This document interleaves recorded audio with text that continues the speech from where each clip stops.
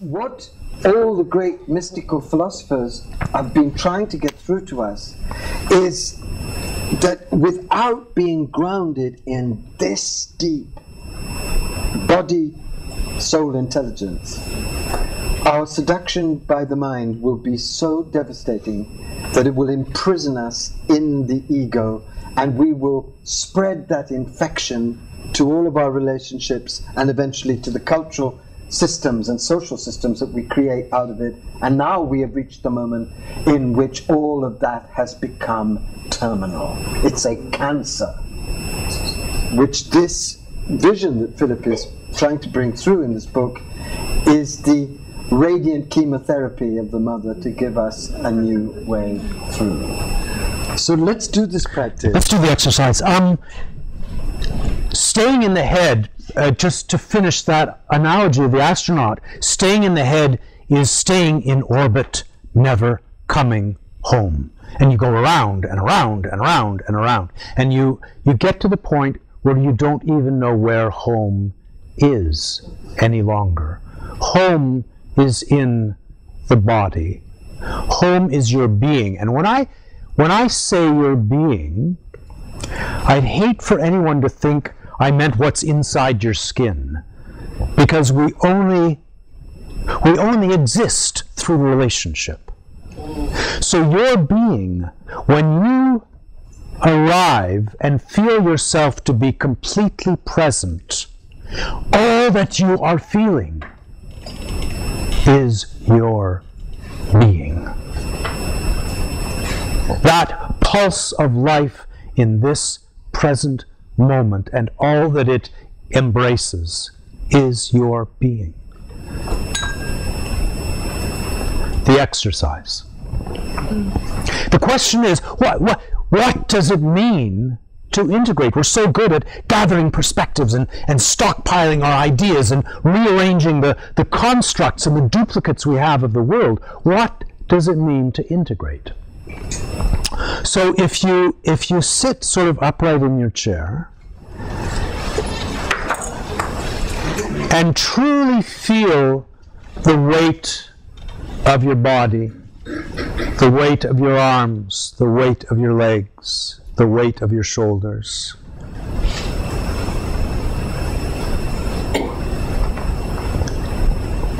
Allow yourself just to come to rest here on this chair, in this room. And bring your attention to your breath.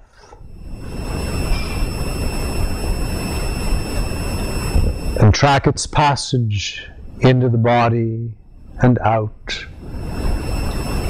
Feel how cool it is when it enters the body. Feel its warmth when it leaves.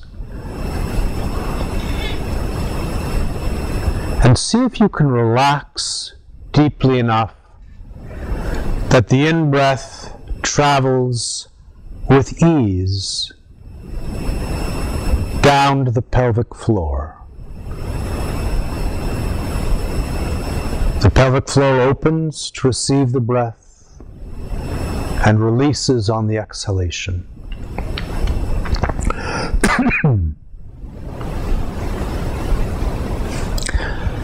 Now feel your center of consciousness in the head. We're very good at this. It's easy to do. In fact, you'll find that you can feel the center of your thinking in the head, and actually you can move it around inside the head. And then imagine there's an elevator shaft that runs down through the body. It sort of sits in front of the spine and takes in the spine. And it travels all the way down to the pelvic floor. And allow that center of your awareness, that center of your consciousness, to just drop. Allow it to sink like an olive pit through oil. And it drops down, palpably down, through the elevator shaft.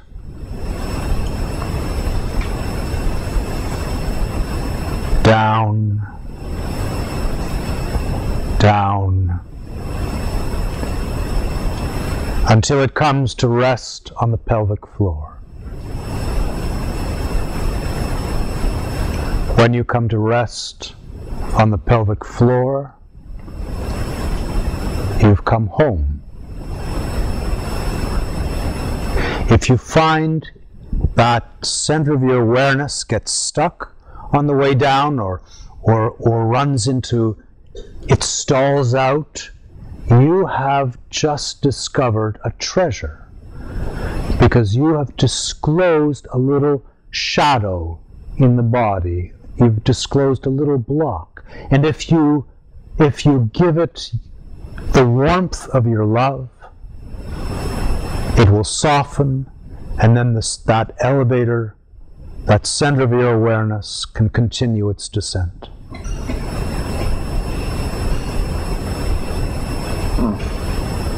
Now take an idea. It can be any idea at all.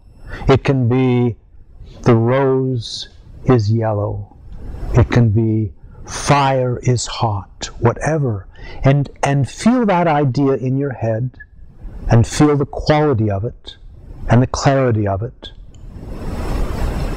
Now allow that idea to descend down through the elevator shaft, and carry that idea down. And it may change as it travels, and that's all right. And bring that idea down to rest on the pelvic floor.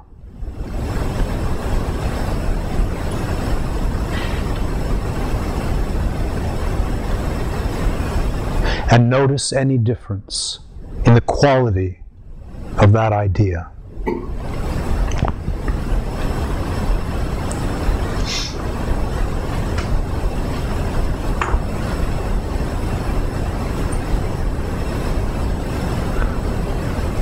So I'm really curious to know if anyone did feel a difference. It's work we're not used to doing.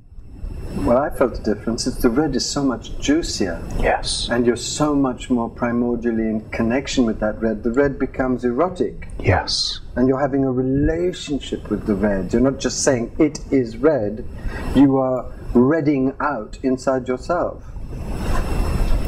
When idea is integrated, it transforms into sensation. When the picture of the astronaut comes back and we look at it, we are newly sensitized to who we are and where we live. Any idea that is integrated will sensitize us. Now, I want to take a moment to clear up one thing, which is our culture's idea of what intelligence is, because we seem to be fixated on the notion that intelligence is the ability to manipulate abstract reasoning. And that's one small part of intelligence, but our intelligence as human beings is our sensitivity. And it may be a sensitivity to a child's tears, it may be a sensitivity to melody, to color, to vegetation. We have a spectrum of sensitivities. All of these inform us about the world. All of these are forms of intelligence. So for an idea to become integrated and newly sensitize us is to come into our true intelligence. It adds to our true intelligence, and as long as an idea is not integrated, it will stand between you and the world.